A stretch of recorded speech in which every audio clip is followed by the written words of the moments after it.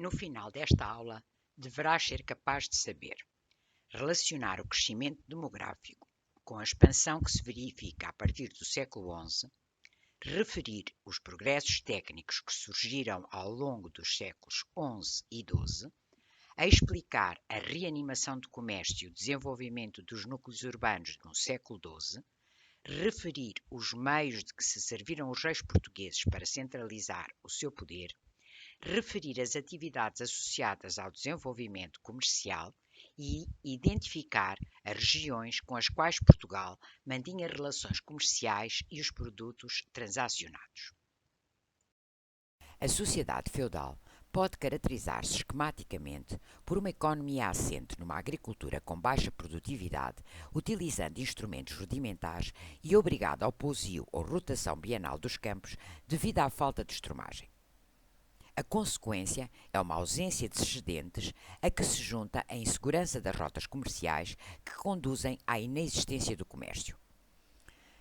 A economia da sociedade feudal é, pois, uma economia agrária e de subsistência. A sociedade feudal era composta por três ordens, a nobreza, o clero e o povo, que apresentavam funções, privilégios e obrigações diferenciados. Diz-se por isso que era uma sociedade hierarquizada e estratificada.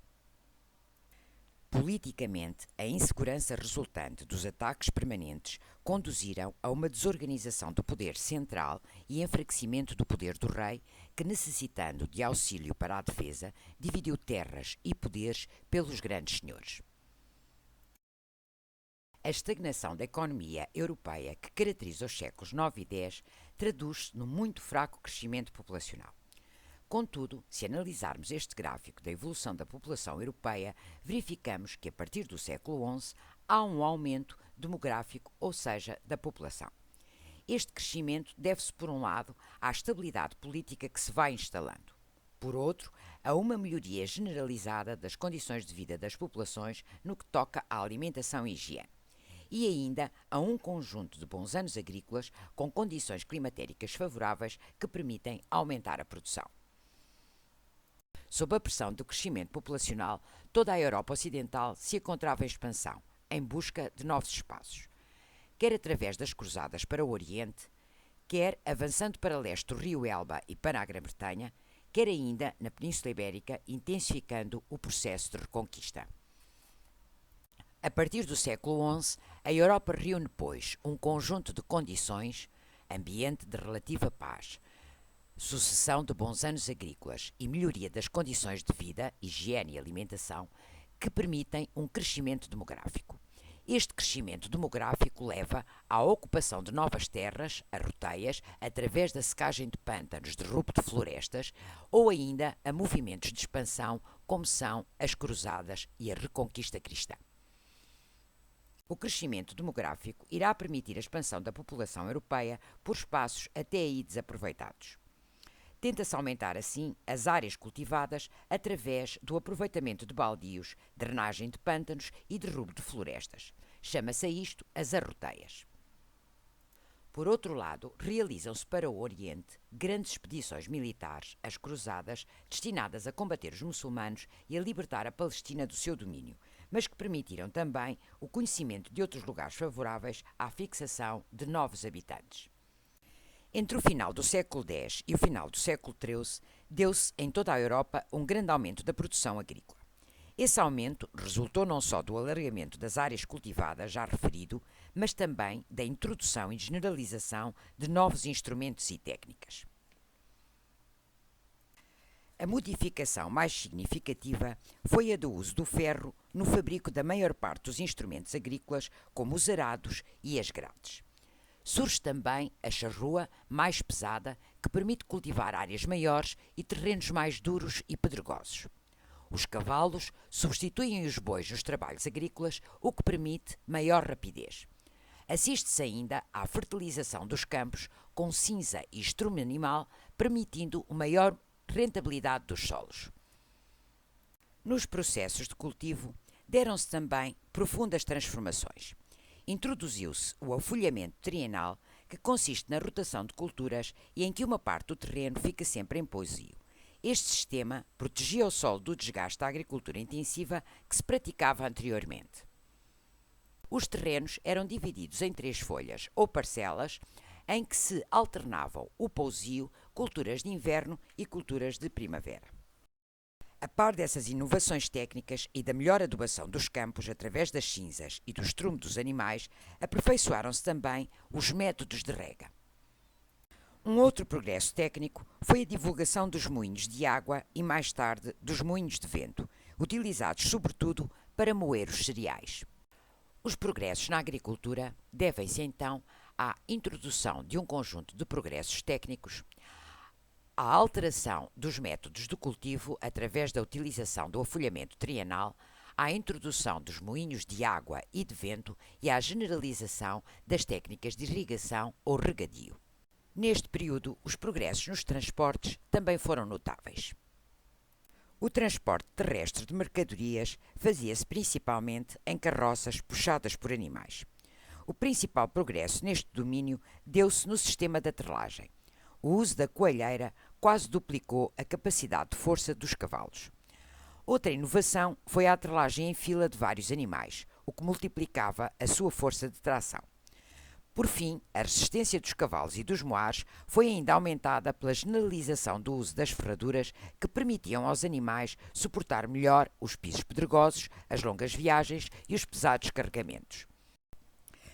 Também nos transportes marítimos ocorreram, a partir da segunda metade do século XIII, inovações importantes. Uma das principais foi o uso do leme fixo à popa, que permitia manobrar mais facilmente o navio e, portanto, construir embarcações maiores.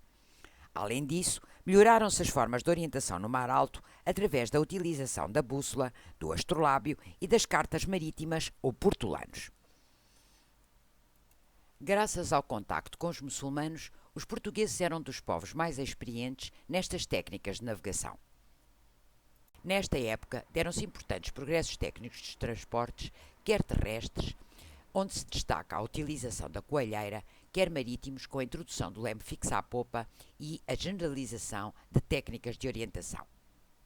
Os progressos na produção agrícola, permitindo a existência de excedentes, juntamente com os progressos nos transportes e a segurança das rotas comerciais, levaram a uma reanimação do comércio e a que se intensificassem as trocas entre o litoral e o interior, entre o campo e a cidade.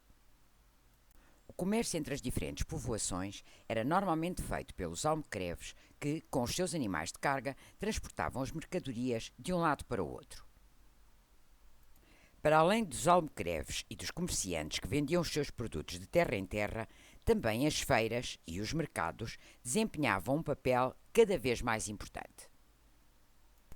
Por toda a Europa, a reanimação da economia, nomeadamente o desenvolvimento do comércio, fez crescer por toda a parte as cidades. Junto das ricas abadias, dos castelos, perto das grandes vias de comunicação. À medida que as cidades cresciam, a área protegida pelas antigas muralhas deixou de ser suficiente para conter os novos habitantes que chegavam. As cidades transbordavam para lá dessa linha de muralhas e começaram a ser edificados novos bairros conhecidos por Burgo Novo. Esses novos bairros eram habitados principalmente por comerciantes, artesãos e cambistas que trocavam as várias moedas. Os habitantes do Burgo Novo tomam mais tarde o nome de burguesia, que começa a afirmar-se como uma nova classe. A partir do século XII, as cidades passam a viver sobretudo do comércio e da produção artesanal, realizando-se aí os mais importantes mercados e feiras. Enquanto que os mercados se realizavam semanalmente ou mensalmente e eram locais, as feiras realizavam-se anualmente e eram ponto de encontro de mercadores de vários pontos da Europa.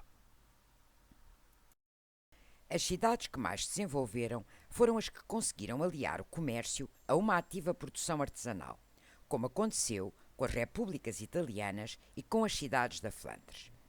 As repúblicas italianas, como por exemplo Veneza, Génova, Florença, dominavam as atividades comerciais no Mediterrâneo. Tinham também uma grande produção de tecidos, armas e objetos de couro. As cidades flamengas, sobretudo Bruges e Gand, fabricavam e exportavam principalmente tecidos de lã. A partir do século XIII, uma rede de rotas comerciais pôs em contacto todos os países do continente europeu, ligando-os ao mesmo tempo ao norte de África e à Ásia. Entre as zonas do Mediterrâneo e da Europa do Norte, os contactos eram frequentes, quer por terra, quer por via marítima. A partir do século XIII, estabeleceu-se uma rota marítima regular que contornava as costas da Península Ibérica. Essa rota tinha no Porto de Lisboa um dos seus mais importantes portos de escala, o que muito contribuiu para o desenvolvimento da capital portuguesa. Na Europa do Norte, as cidades da Flandres dominavam o comércio, vendendo tecidos e, dos países do Mar Báltico, trigo, peixe seco, peles, metais e madeiras. As cidades italianas, para além de venderem tecidos, armas e couros, eram os grandes intermediários do comércio com o Oriente e o Norte da África, distribuindo por toda a Europa especiarias, sedas e perfumes. Levavam ainda dos países mediterrâneos sal, vinho, azeite e frutas. Na maior parte dos países da Europa, até ao final do século XI, a autoridade dos reis era muito limitada. De facto, alguns senhores feudais eram tão ricos e poderosos como o próprio rei e aceitavam dificilmente submeter-se às suas ordens. Foi preciso um longo processo de luta para que, a partir do século XII, esses reis conseguirem ir recuperando a força perdida. Em Portugal, no entanto, a autoridade dos reis foi sempre superior à de qualquer elemento da nobreza. De qualquer forma, ao longo dos séculos XIII e XIV, os reis portugueses tiveram de travar uma luta permanente contra os abusos dos grandes senhores, nobres e eclesiásticos. As principais medidas tomadas nesse sentido foram as inquirições, inquéritos rigorosos através dos quais se procurava conhecer exatamente as terras e os direitos que pertenciam à coroa e de que os grandes senhores se tinham apoderado. Destacamos ainda as confirmações, certificação dos bens concedidos pelos monarcas ao longo da Reconquista à nobreza, ao clero e às povoações. Outra das medidas destinadas a evitar o crescimento da força dos grupos privilegiados foram as leis de desamortização, pelas quais se tentou impedir que o clero aumentasse ainda mais as extensas propriedades que já possuía. Os reis procuraram ainda o fortalecimento do controle administrativo do território através de funcionários régios, ou seja, a organização da administração central.